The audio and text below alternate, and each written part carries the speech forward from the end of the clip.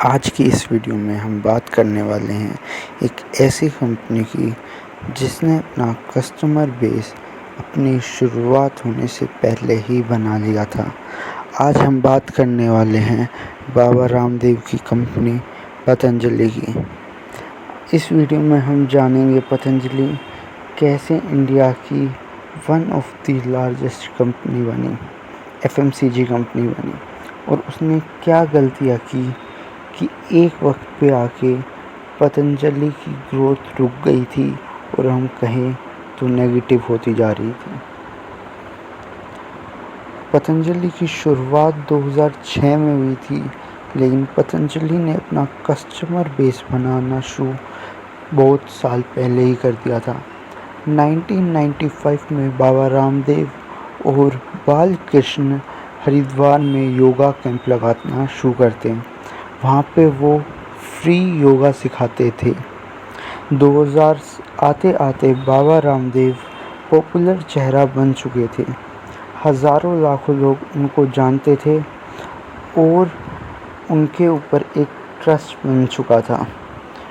2000 में आके बालकृष्ण ने दिव्य फार्मेसी नाम से एक कंपनी स्टार्ट की। वो लोगों को फ्री मेडिकल कंसल्टेशन ऑफ़र करने लगे। फ्री मेडिकल कंसल्टेशन के लिए लोग उनके पास आने लगे और उनसे आयुर्वेदिक दवाइयाँ लेके जाने लगे। मैं आपको बताऊं कि दवाइयाँ फ्री नहीं थी, सिर्फ कंसल्टेशन ही फ्री था। 2002 में एक रिपोर्ट आई कि हर फार्मेसी पे ये रूल है कि उनको 1500 से ज़्यादा रुपए की दवाई हर कस्टमर को देनी है। 2006 में जब पतंजलि आयुर्वेदा की शुरुआत हुई, जब तक बाबा जी मास मीडिया पे भी आने लगे थे। बाबा जी हर सुबह 20 मिनट के लिए संस्कार चैनल पे आते थे, योगा सिखाते थे। उसके बाद बाबा जी आस्था चैनल पे भी आने लगे। 2007 में तो ये दोनों चैनल खरीद ही लिए बाबा जी ने।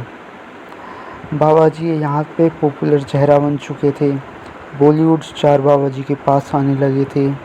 बाबा जी अब पेड योगा कैंप सिखाने लगे थे, पैसे लेके योगा सिखाने लगे थे।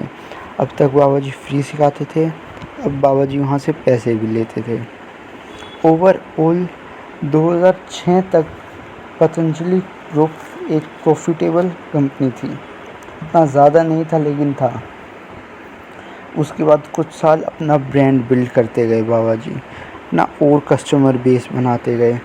2016 में आके बाबा जी ने पतंजलि आयुर्वेदा में एफएमसीजी सेंटर में एंट्री लेते ही बाबा जी ने एकदम धमाकेदार एंट्री ली, एकदम भाषणबाजी से एंट्री ली।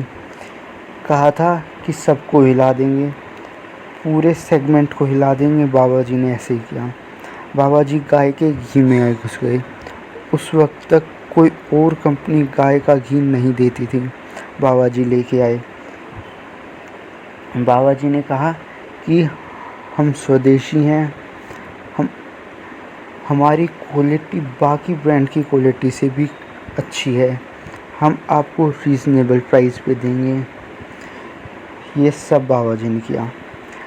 2016 तक आते आते पतंजलि पहले ही अच्छा खासा प्रॉफिट करती थी। जैसे बताया मैंने, 2006 में ही पतंजलि ने अपने कुछ प्रोडक्ट को लॉन्च किया था, जैसे कि टूथपेस्ट हो गया, कुछ जूसेस भी लॉन्च किए थे। 2006 तक 2016 तक पतंजलि की वैल्यूएशन 3000 करोड़ के आसपास हो गई। 2016 में और प्रोडक्ट को लॉन्च करने के बाद, अपने पोर्टफोलियो में ऐड करने के बाद, फाइनेंशियल ईयर 16-17 में पतंजलि का रेवेन्यू 10,000 करोड़ को भी पार कर चुका था।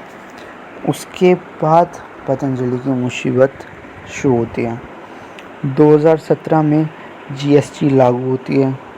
बाबा जी के पास अभी उतनी टेक्नोलॉजी नहीं थी कि वो इतनी जल्दी जीएसटी को अडॉप्ट कर पाएँ, तो बाबा जी को वहाँ पे अपने सामान को आगे भेजने में दिक्कत आई। क्योंकि बिना जीएसटी लेबल के तो वो आगे सामान बेच नहीं सकते थे। तो आगे डिस्ट्रीब्यूटर्स के पास सामान की कमी आने लगी।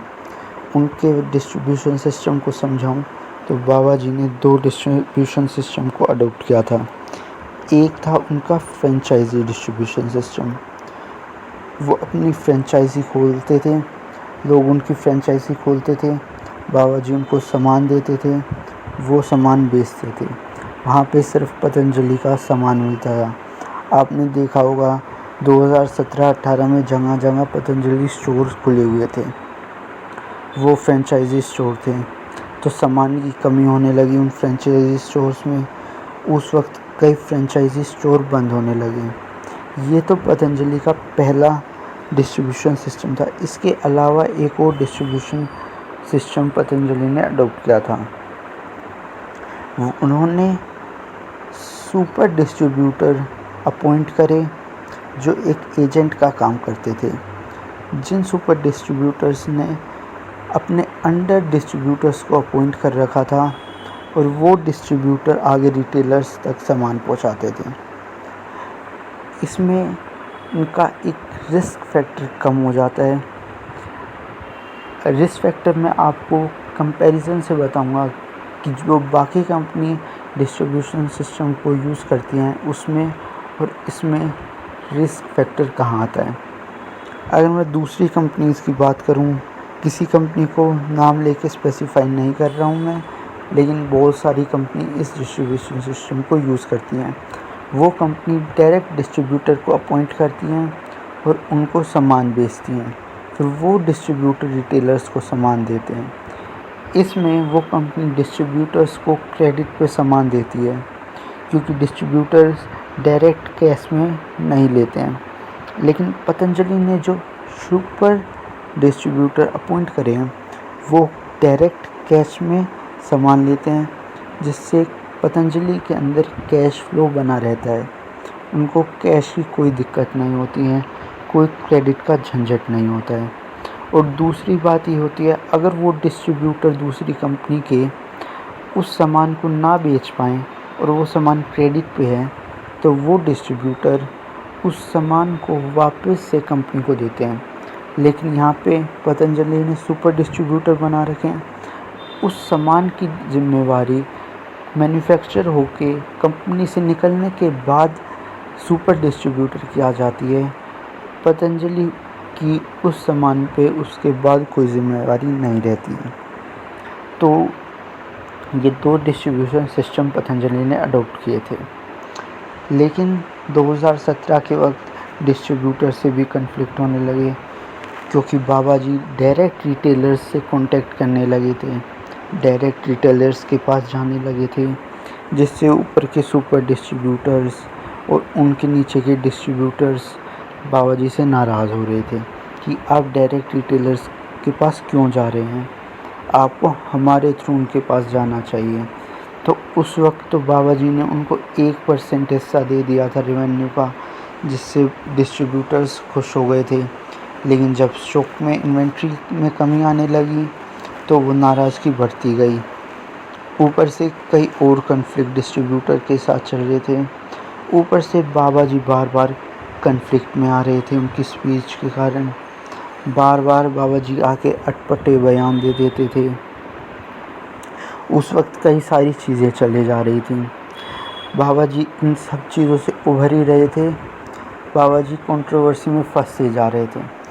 2018 के वक्त बाबा जी ने एक बयान दिया कि जो हमारी दवाइयाँ हैं वो हार्ट की सारी बीमारियों को दूर करती हैं, कैंसर को प्रिवेंट नहीं, उसको ख़त्म ही कर देती हैं।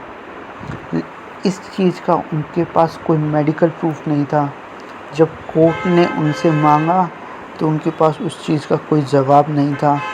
जब कोर्ट ने कहा उनको कि आप माफ़ी मांगिए अपनी इस स्पीच के लिए, तो बाबा जी ने माफ़ी तो मांगी, लेकिन अपने अंदाज में। माफ़ी मांगने के बाद बाबा जी ने कहा कि मैं तो बिल्कुल सही हूँ, मैंने कुछ गलत नहीं कहा था और माफ़ी तो मांगनी पड़ती है, ये सारी साजिश है मुझे फंसाने की। बाबा जी वहाँ भी नहीं रुके। और बयान देते हुए गए। 2019 में आके पतंजलि ने एक कंपनी खरीदी रुचि सोया नाम से। आगे चल के उसका नाम बदल के पतंजलि फूड कर दिया। उस कंपनी को खरीदने के पतंजलि को आगे जाके कई फ़ायदे हुए।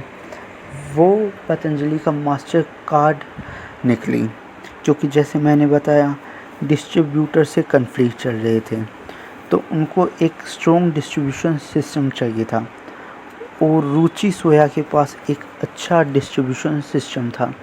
4.5 लाख से भी ज़्यादा दुकानों में रुचि सोया का सामान जाता था।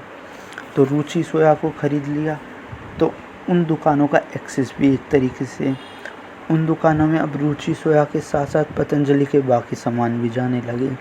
तो डिस्ट्रीब्यूशन सिस्टम दोबारा से पतंजलि का बनने लगा।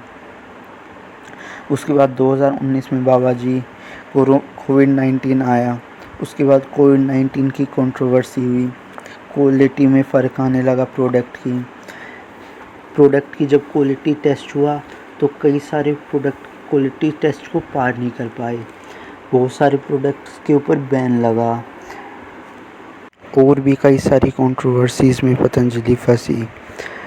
उसके बाद भी पतंजलि के सामने कई और मेजर प्रॉब्लम थी। आगे इस वीडियो में हम बात करेंगे कि वो क्या प्रॉब्लम थी और पतंजलि ने उन प्रॉब्लम्स का क्या सल्यूशन निकाला और फ़िलहाल पतंजलि क्या कर रही है। अगर हम प्रॉब्लम्स की बात करें तो पतंजलि का मार्जिन ऑफ प्रॉफिट कम था। जहां बाकी कंपनियों का प्रॉफिट मार्जिन 12 से 13% होता है, वहीं पतंजलि का प्रॉफिट सिर्फ 1 से 2% होता था, जो बहुत कम है। जिसके कारण की बात करें तो जब पतंजलि स्टार्ट हुई तो बाकी कंपनी से कम्पीट करने के लिए पतंजलि को अपने प्रोडक्ट का प्राइस कम करना पड़ा। इसलिए प्राइस कम करने के लिए उन्होंने अपना प्रॉफिट मार्जिन बहुत कम रखा, कई प्रोडक्ट पे लॉस में रखा ताकि कंपनी सरवाइव कर सके। उस वक्त तो कंपनी सरवाइव कर गई, लेकिन अब वक्त था कंपनी के प्रॉफिट मार्जिन्स को बढ़ाने का। उसके लिए बाबा जी ने प्रीमियम प्रोडक्ट को अपनी पोर्टफोलियो में ऐड किया है। अब वो अपनी कंपनी का प्रॉफिट मार्जिन उन प्रीमियम प्रोडक्ट्स के ज़रिए बढ़ाएंगे। अपने कई प्रोडक्ट के प्राइस भी बढ़ाए हैं बाबा जी ने अपना प्रॉफिट मार्जिन को सुधारने के लिए, क्योंकि कंपनी अब बन चुकी है, अब उसके प्रॉफिट बनाने की बात है। बाबा जी ने दूसरा कदम उठाया है मार्केटिंग पे एक्सपेंडिचर। अब तक बाबा जी खुद ही अपनी मार्केटिंग करते थे, खुद ही सब कुछ करते थे, लेकिन बाबा जी ने कहा है अब मेरे चेहरे पे जितना ग्रो होना था, जितनी कंपनी को बढ़ना था बढ़ चुकी है, अब मार्केटिंग पे और ख़र्चा करना पड़ेगा। तो बाबा जी ने मार्केटिंग पे ख़र्चा करना चालू किया है, एक प्रोफेशनल टीम बनाना चालू किया है, प्रोफेशनल्स को अपॉइंट करना चालू किया है और भी कई सारी चीज़ें बाबा जी मार्केटिंग की फील्ड में कर रहे हैं। जैसे कि केश किंग जो बाबा जी का तेल है, उसके लिए तमन्ना भाटिया को ब्रांड एम्बेसडर बनाया है। रुचि सोया कंपनी को ख़रीदा था, रुचि सोया का ही एक ब्रांड है, उसके लिए धोनी को पकड़ा है और भी कई सारे बॉलीवुड या साउथ के एक्टर्स को पकड़ रहे हैं और कह रहे हैं अब आप प्रमोट कीजिए हमारे प्रोडक्ट को। उसके अलावा डिस्ट्रीब्यूटर्स के साथ पंगे थे, वो सुलझा चुके हैं। बाबा जी को एक और दिक्कत आ रही थी कि जो युवा पीढ़ी है, जेनज़ी है, वो पतंजलि से रिलेट नहीं कर पा रहे हैं। उसके लिए बाबा जी ने रुचि सोया का एक और ब्रांड है न्यूट्रेला, उसका इस्तेमाल करने की सोची है। बाबा जी ने सोचा है अब न्यूट्रेला के थ्रू जेनज़ीज़ को टारगेट करेंगे और उनको भी अपना प्रोडक्ट बेचेंगे। बाबा जी ने पतंजलि आयुर्वेदा के कई सारे प्रोडक्ट को पतंजलि फूड में मर्ज किया है, जो रुचि सोया का नाम बदल के जो कंपनी स्टार्ट की थी। पर्सनल केयर के समान भी रुचि सोया की रीनेम कंपनी पतंजलि फूड में ही अब आता है। अगर हम बात करें बाबा जी आज क्या कर रहे हैं, अब पतंजलि का टारगेट क्या है, तो अब बाबा जी ने तय किया है डाइवर्सिफिकेशन का। बाबा जी ने एक कंपनी स्टार्ट करी है पतंजलि परिधन। इस कंपनी के अंदर बाबा जी अब कपड़े बेचेंगे। किन के लिए? जेंजीज के लिए कपड़े। अब बाबा जी जीन्स बेचेंगे। सही सुन रहे आप, जीन्स। अब बाबा जी जा रहे हैं डाइवर्सिफिकेशन की तरफ। बाबा जी ने कहा है कि अगर हमें अगले 3 सालों में, बाबा जी ने एक टारगेट दिया है कि 3 लाख करोड़ की कंपनी बनानी है अगले 3 सालों में। अगर उसको अचीव करना है तो अब सिर्फ एफएमजी सेक्टर में नहीं रहेंगे हम, अब हम दूसरे सेक्टर्स में एंटर करेंगे। बाबा जी क्लोथ के सेक्टर में आ रहे हैं पतंजलि परिधन की तरफ से। बाबा जी ने पतंजलि वेलफेयर नाम से एक संस्था चालू करी है। उसके अंदर बाबा जी हॉस्पिटल खोलेंगे, क्लिनिक खोलेंगे, स्कूल खोलेंगे। अब बाबा जी हॉस्पिटल मेडिकल सेक्टर में और आगे बढ़ रहे हैं। दिव्य फार्मेसी नाम से एक फार्मेसी कंपनी तो थी, अब बाबा जी हॉस्पिटल भी खोलेंगे और बाबा जी स्कूल भी खोलेंगे। उसके अलावा बाबा जी रिन्यूएबल एनर्जी में भी जा रहे हैं।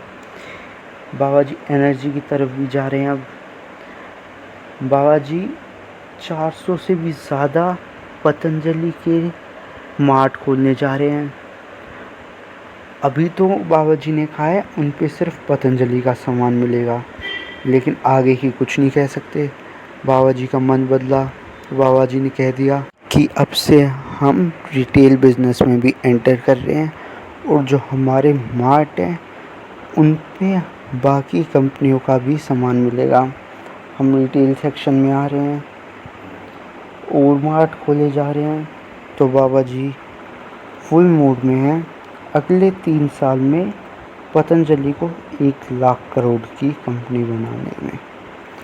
कमेंट करके बताइए अगले 3 सालों में पतंजलि 1 लाख करोड़ की कंपनी बन जाएगी या नहीं बन जाएगी। अगर चैनल को सब्सक्राइब नहीं किया है तो सब्सक्राइब करो और वीडियो को लाइक करो। मिलते हैं अगली वीडियो में।